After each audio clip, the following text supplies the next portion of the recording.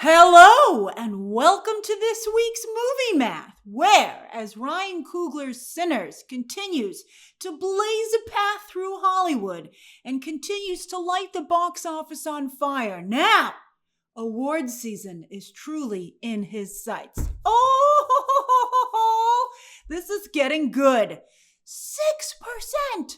6% is all the film dropped in its second weekend. A stellar hold. Only a few other films, have managed to match. One also starring Haley Steinfeld. How funny is that? But an even more interesting comparison is Crazy Rich Asians, also from Warner Brothers. That 2018 film, Bumblebee was also 2018, by the way, but that film, it wasn't pulling in the same numbers as Sinners, but it was also considered a phenomenon, representing a specific group and culture. And while it was largely forgotten by the time awards season rolled around, it did finally get director John M. Chu to be taken seriously. It was his own fault he wasn't being taken seriously beforehand.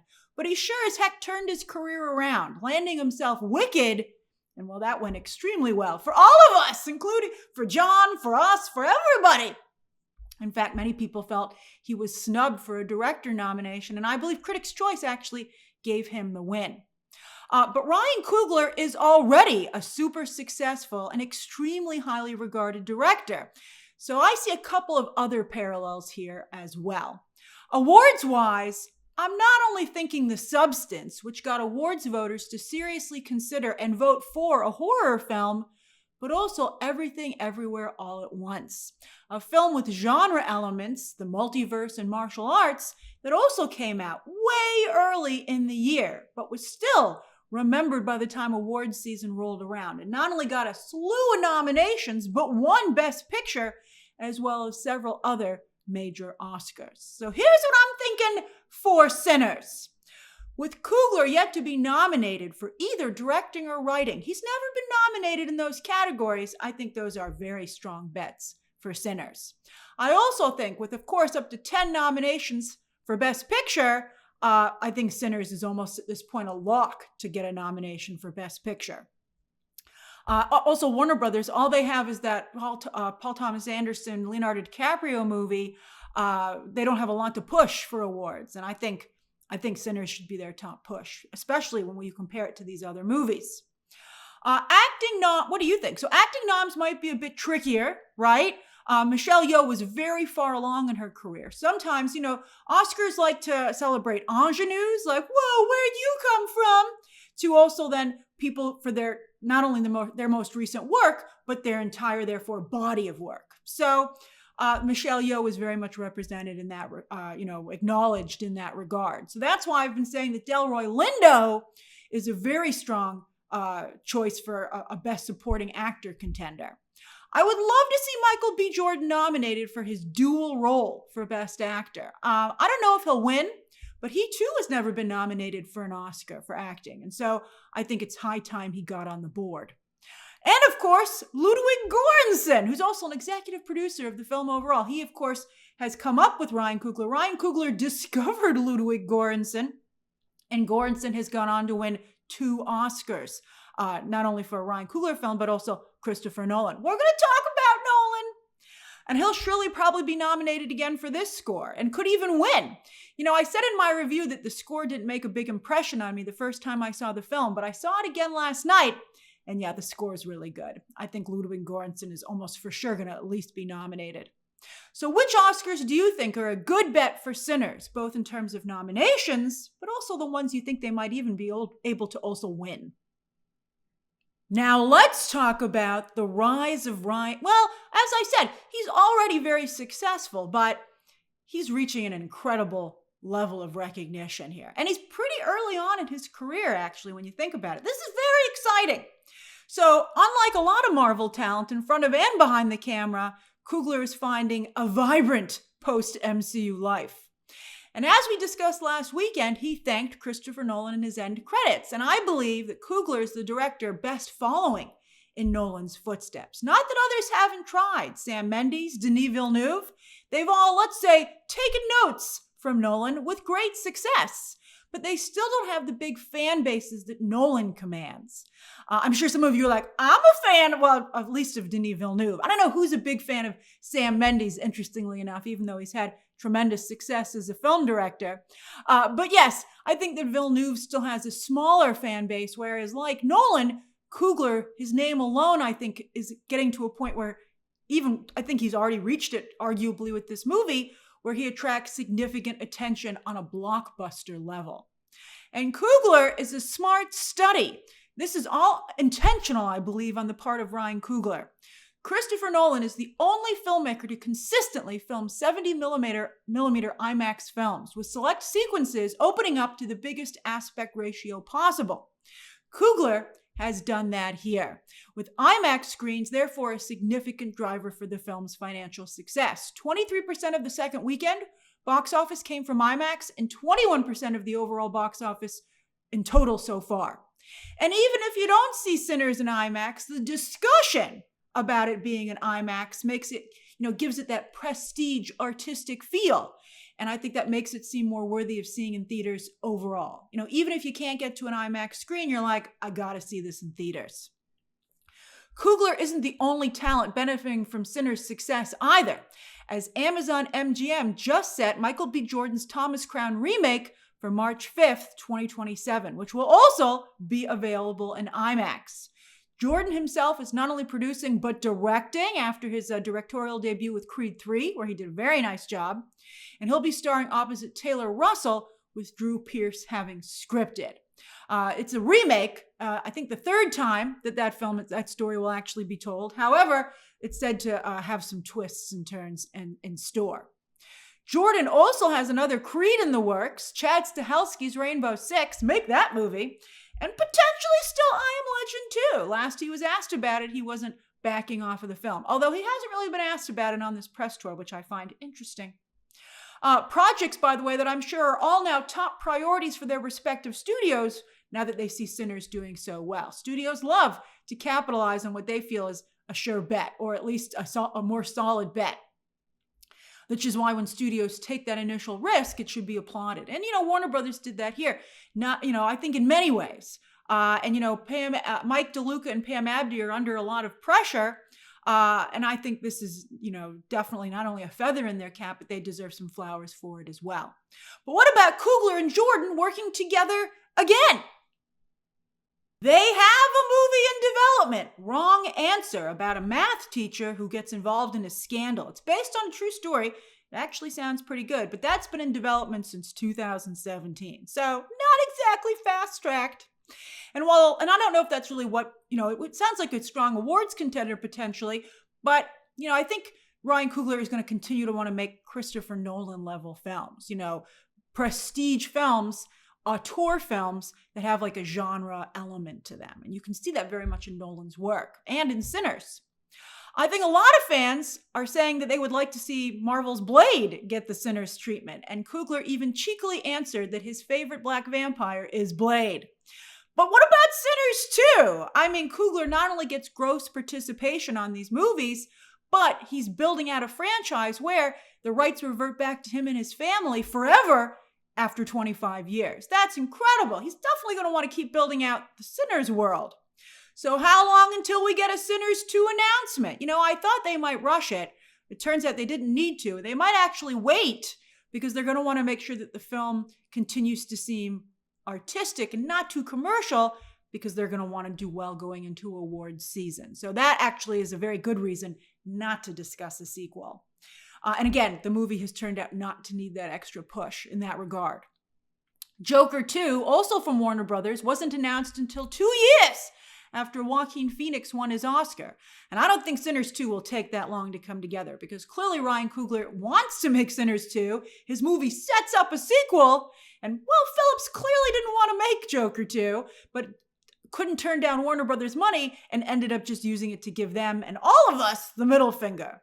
Pretty weird, Todd, but I guess he doesn't have to work again because he got paid so much. He didn't have to take Phoenix and Gaga down with him, though. I do think that every black actor in Hollywood, established and hopeful, will now be eager to appear in a Ryan Coogler film. And I agree with many of you we might have found our Storm. Jamie Lawson would be an excellent Storm in the MCU. And, maybe with Ryan Coogler, she might have that in. Because, obviously Coogler still, he's working on, well, that's right, he's working on Black Panther 3. So I think Jamie Lawson would be an excellent choice. Coogler and Michael B. Jordan are one of the greatest director-actor pairings in all of Hollywood history, which Hollywood is famous for. But I would advise Coogler against putting together a theater troupe of sorts like Wes Anderson does. I would instead think that Coogler should, for the most part, work with different actors for each project to be able to help as many actors as possible, and also to make his project seem as fresh as possible each time. What do you think? What would you like to see Ryan Coogler do going forward? Now let's talk numbers. As I said, Sinners fell just 6% in its second weekend and is already well past the century mark domestic. But like Crazy Rich Asians, it's not doing as well overseas. But that's okay, it doesn't have to. Warner Brothers said they'd be happy with just 170, and Sinners has basically already reached that because Warner Brothers knows Sinners will do very well on digital and streaming. And it is, before it even hits digital. On Apple's charts, it's at number 15 today, and I think yesterday it was in the top 10. So that's incredible with pre-orders. With a $90 million budget, the official break-even is $225, and that's still doable. It could do that. And it will be very interesting to see Coogler go up against the MCU this coming weekend with Thunderbolts. Black audiences typically are very supportive of blockbuster films. Blockbuster films need them to be. But Thunderbolts has very little diversity, and audiences are about to discover it's really Black Widow 2, focusing largely on Yelena and Val. I loved that. I thought that was great. But I think Sinners could hold up pretty well going up against Thunderbolts and could even take a bite out of its box office. Thunderbolts is taking over all the premium screens this Thursday, angering some Sinners fans who feel they're not going to get a chance to see the movie as Ryan Coogler intended it, because there just isn't, well, it depends where you live. At AMC Lincoln Square, which is the biggest and best IMAX in the entire United States, the movie Sinners is booked solid. You can't get a ticket to see it in IMAX all day long for the rest of its run, which is through Thursday morning before Thunderbolts takes over. But in other parts of the country, you can still get, on baby IMAXs, you can still get, and even some screens in California, especially during the day, you can still get an IMAX seat. And Thunderbolts Thursday IMAX showings in the afternoon and evening are looking pretty solid. So what do you think about, Sinners losing those premium screens? And did you get to see it in IMAX? And was that important to you? I still think they need to build more premium screens. Is Sinners' audience growing? Female viewership went up, as did younger viewers, but the diversity demos stayed relatively the same. I think Sinners is doing boffo repeat business. I think a big part of this weekend's success was people seeing it again. How many times have you seen Sinners? As I said, I've seen it twice in theaters. One was the press screening, though, and then I saw it again last night. In fact, at AMC Lincoln Square, because I wanted that sweet, sweet IMAX experience. And it was truly something special, I have to say. How will Thunderbolts fare? Well, the industry feels if it doesn't open at least $100 million as the first movie of the summer, that's bad luck for the entire movie season for the summer. So we'll see. That's all it has to do. It just has to hit $100 million, not to jinx the rest of the summer. But, so far it seems that Thunderbolts might fall short. Although Fall Guy certainly didn't open at $100 million. And, Disney did very well last summer. So, it's not the end all. But, maybe they just made that up to throw some shade at Thunderbolts, because I've never heard that before. But it is pretty shady. I like it. All right, so how do you see Thunderbolts versus Sinners playing out next weekend? What are your movie-going plans? As for the rest of this weekend's box office, the good news didn't stop there, with 4 of the top 10 movies pulling in over $20 million apiece. That's pretty darn good, especially for what's supposed to be a sleepy weekend before the summer movie season starts. Usually nobody wants to open right before the first weekend of summer because ideally, the first movie of the summer would obliterate their second weekend. That's why Sinners gave itself a little bit of a cushion and could conceivably actually be very formidable in what's going to be its third weekend, and because Thunderbolts is ending up being a little light. So it's very interesting. But the real surprise is that, as you can see, the number 2 movie of the weekend is one that first hit theaters 20 years ago. I'm sure Disney executives don't know whether to laugh or cry, and I'm curious as to what you see them doing. Be nice. All right, so on the one hand, it's fantastic to see something from Star Wars doing well, and it's potentially a good sign, maybe even a very good sign, for next summer's new Star Wars movie, The Mandalorian and Grogu. But speaking of The Mandalorian and Grogu, and Disney overall, because also Fantastic Four, Pedro Pascal used his attendance at the UK premiere of Thunderbolts to take a stand for trans rights. His sister is trans, and instantly created a fashion and social phenomenon. His power. And it's never a good look, by the way, no matter how you feel on the issue. I think it was pretty appalling for J.K. Rowling to gloat about taking away people's rights. After Snow White, though, Disney has got to be a little bit nervous about seeing another one of its big stars getting political. Pascal has been, by the way, also very vocally supportive of Zegler, even after Snow White faltered, during that whole, that smear campaign. All right, so anyway, and stars overall have been less political since Kamala Harris's loss, who they lended a tremendous amount of support. But Pascal is stepping up on a matter that is deeply personal to him.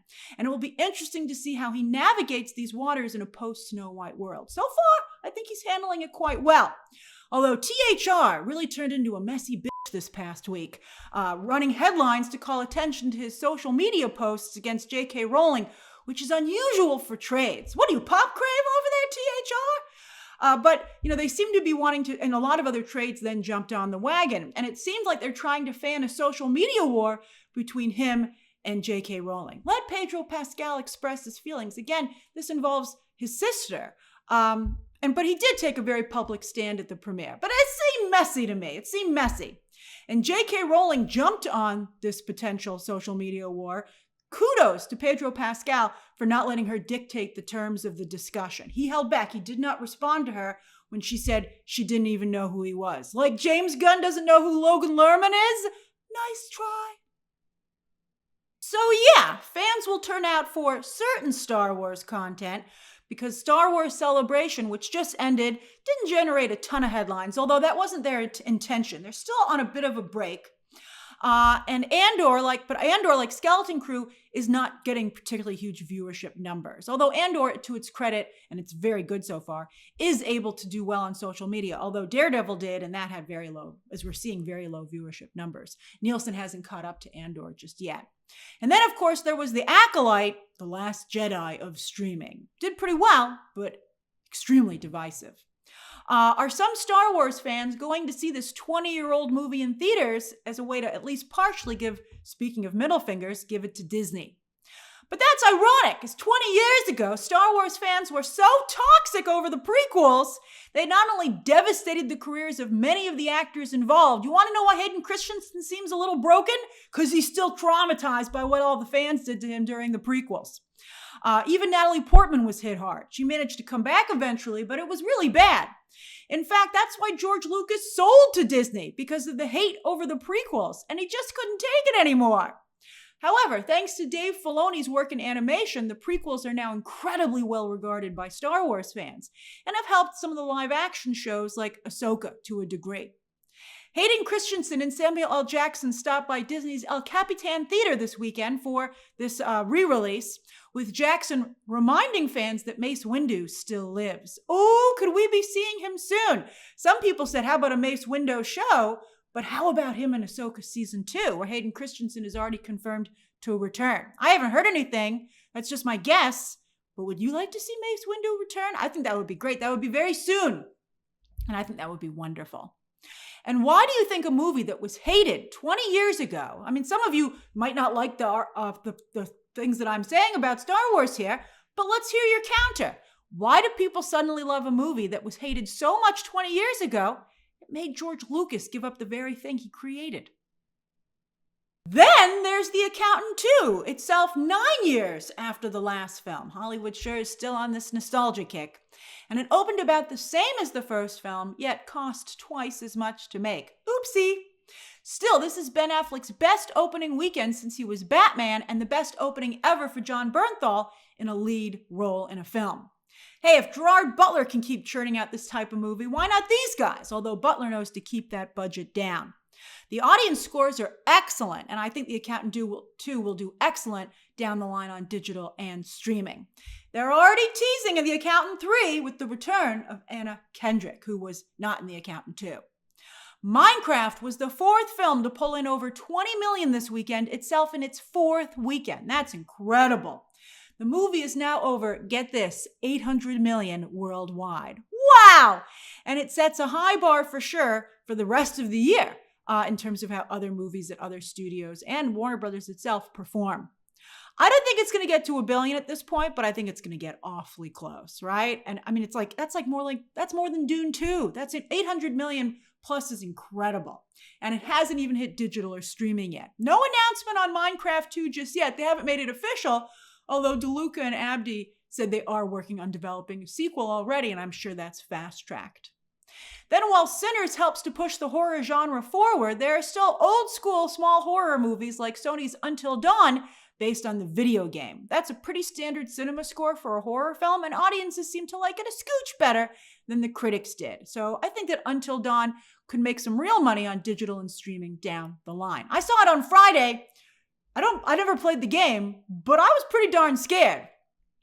But I think the horror market might finally have reached a saturation point, as Drop, in just its third weekend, I saw that movie as well, I thought it was solid, is already outside the top 10. You know, it might not be saturation, but it might be that the bar has been raised. And just like all films, other films need to be extra to be seen as theater worthy these days. The horror genre is no different. As expected, I mean, if you're a horror fan, what determines what you see in theaters and what you wait to catch down the line?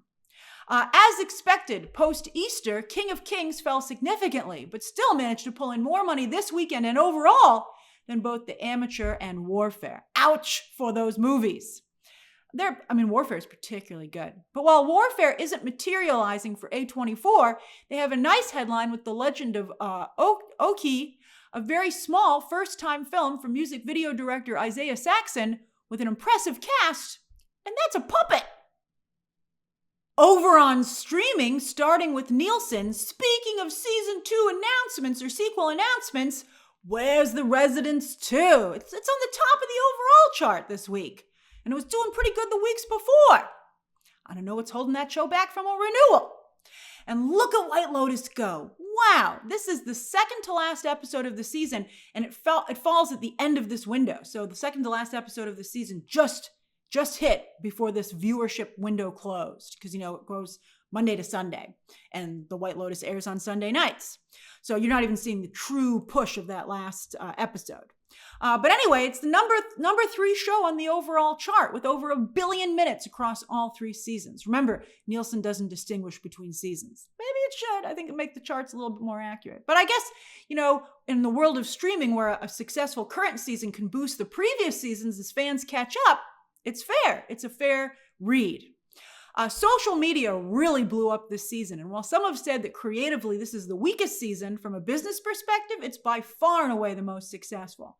So why do you think season 3 of The White Lotus hit so hard? In 1923, season 2 continues to do so well that it's now climbed onto the overall chart.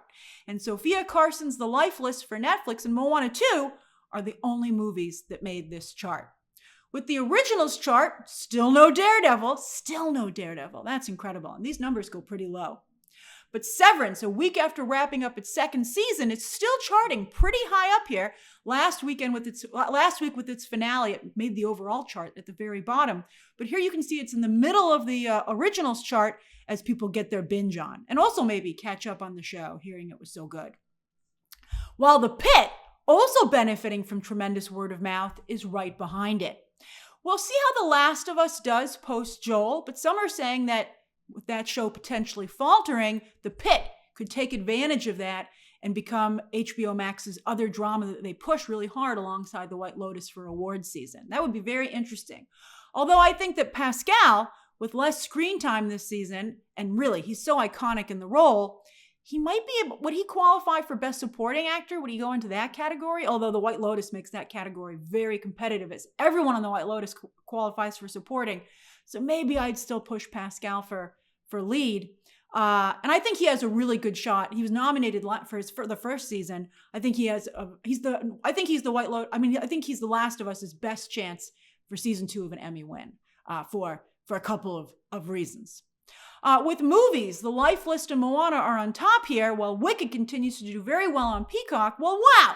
Netflix viewers really are enjoying Craven. There it is, yet again. Makes me happy, because I think it's a solid film. Over on Netflix's charts, there's Sophia Carson, still number 1 here as well for the 4th week in a row. Remember, Netflix's charts are just for the previous week. They don't have as long a lag time as Nielsen. And another Netflix original film, Meet the Kumalos from South Africa, is right behind it. With shows, Black Mirror Season 7 jumped to number 1 with its first full week on Netflix's charts, while Ransom Canyon, another Netflix semi-conservative sudzer, looks like an easy softball win in the vein of Virgin River itself, getting ready for its 7th season. Whew! Adolescence is still very high up as well. It's still in the same place it was on the all-time chart for shows, English language shows. It's still 10 million behind Stranger Things season 4. It could close that gap though, continues to hold this strong.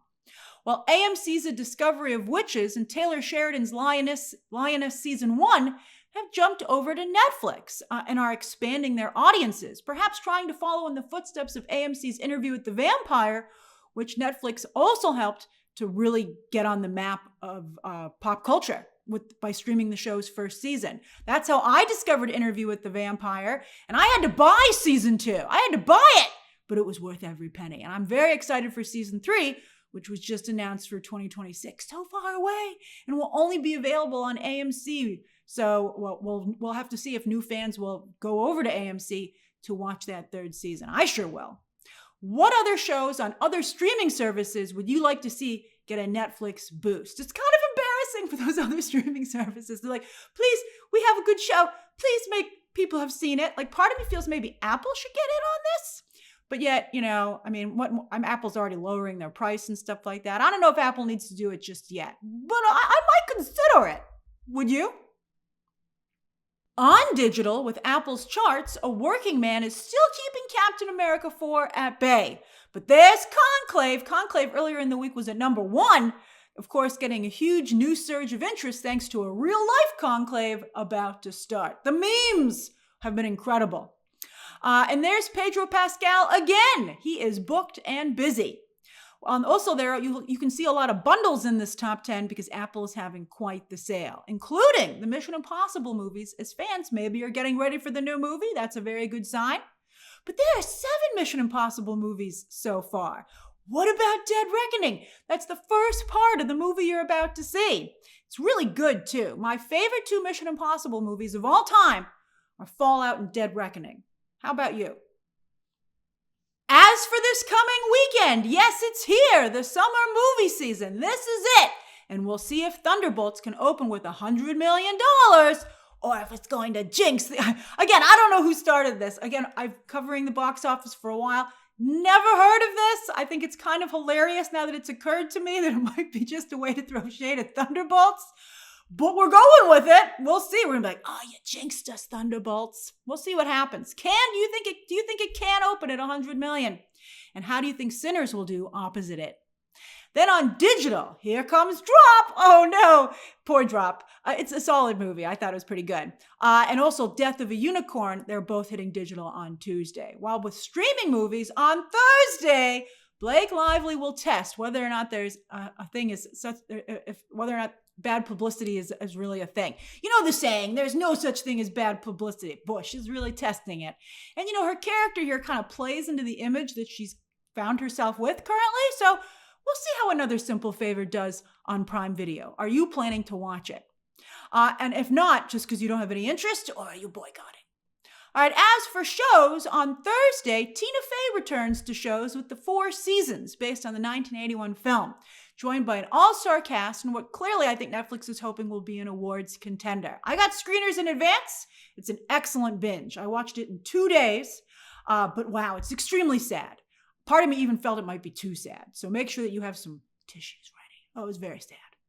And that's this week's movie math. What have you been watching? What do you plan to watch? And again, how do you think Thunderbolts versus Sinners is going to go down this coming weekend? Share those thoughts and predictions down below. Subscribe today. And of course, as always, you can check out some more videos right now.